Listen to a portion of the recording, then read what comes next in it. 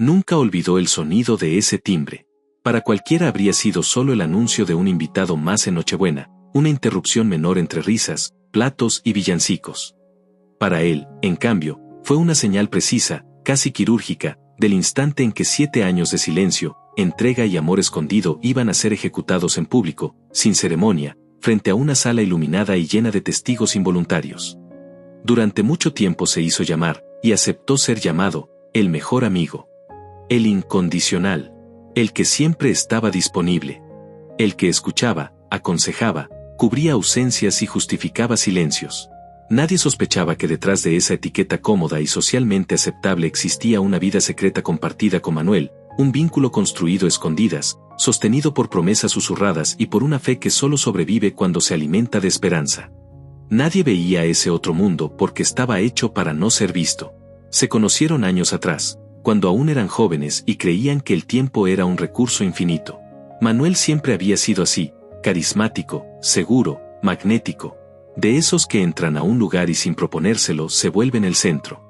Él, en cambio, aprendió pronto a ocupar el lugar lateral, el discreto, el que acompaña sin reclamar protagonismo. Desde el inicio entendió que su sitio estaba a un costado, nunca al frente. Y aún así, aceptó quedarse. En la intimidad, lejos de miradas ajenas, Manuel era otro. Tomaba su mano sin miedo, lo miraba con una ternura que parecía honesta, lo besaba con una urgencia que hacía olvidar el resto del mundo.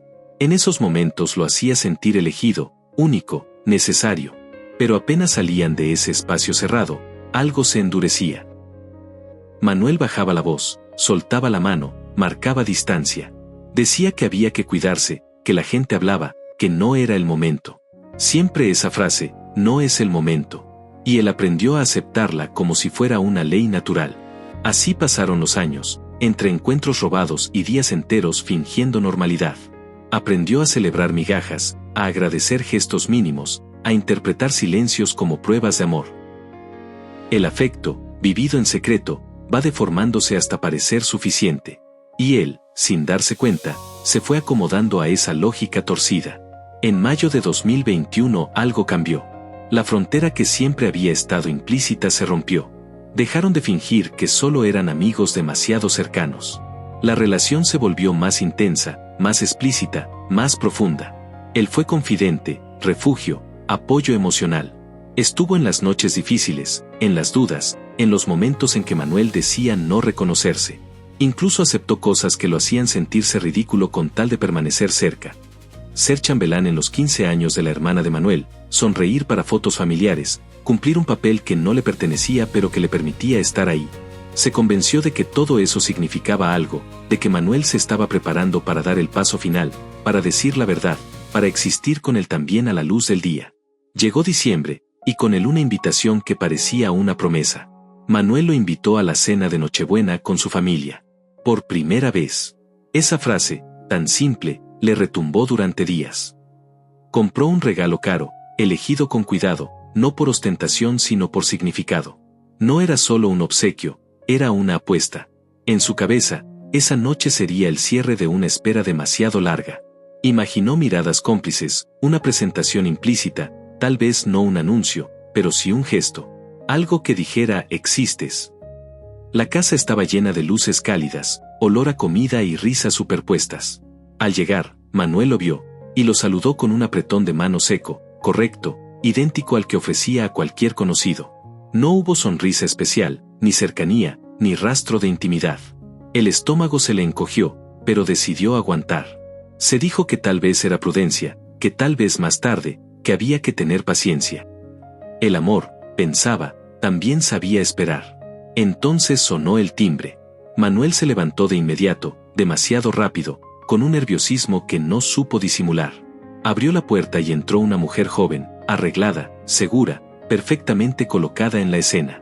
Manuel la tomó de la cintura con naturalidad, pidió silencio con un gesto y, con una voz firme que jamás había usado para hablar de ellos dos, anunció que era su novia. Que llevaban 6 meses juntos. Que la amaba. 6 meses.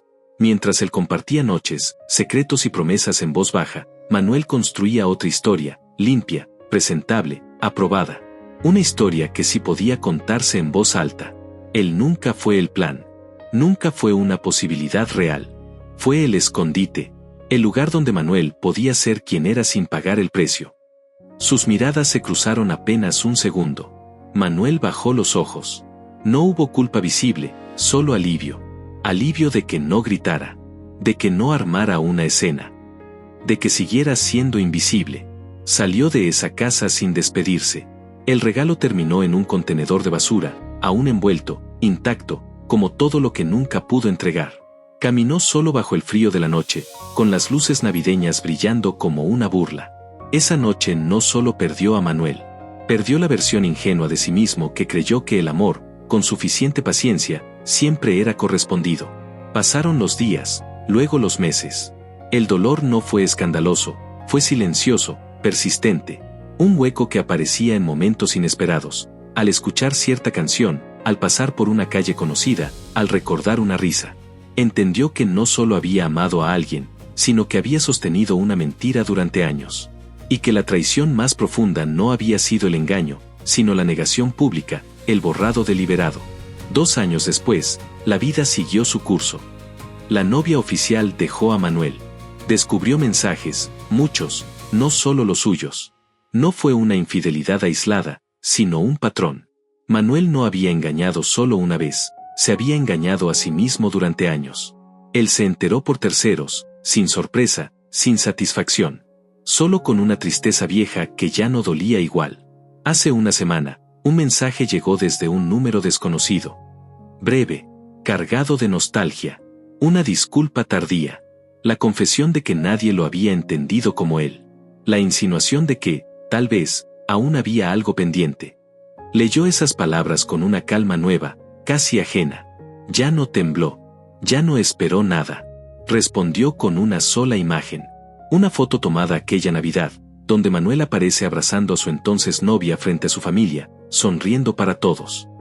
Debajo, escribió una frase corta, quirúrgica: el puesto de secreto está vacante, pero ya fue rechazado. Luego bloqueó el número. Borró la conversación. Cerró la puerta. No hubo gritos. No hubo venganza. No hizo falta.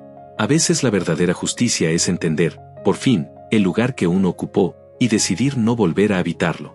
La verdadera traición no siempre es amar a alguien en secreto. A veces es permitir que te borren en público. Y el acto más valiente no siempre es decir la verdad en voz alta, sino irse para siempre cuando por fin entiendes que nunca te iban a elegir. Este espacio existe para quienes no pudieron hablar a tiempo.